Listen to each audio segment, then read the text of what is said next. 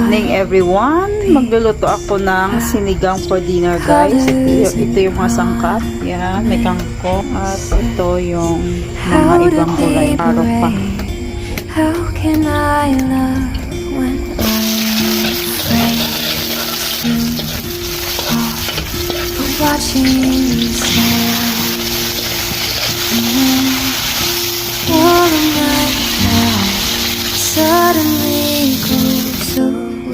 After 1 hour na pinakuluan ko, maano na yan, malambot na ang baboy. Ito yung gusto ko sa sinigang kasi marami siyang gulay na mixed. Kaya may gulay ka na, may sabaw ka pa at may meat ka pa. Maganda talaga itong iulam guys. Masarap iulam, napaka-healthy na ulam ang sinigang. Kahit anong sangkap ng sinigang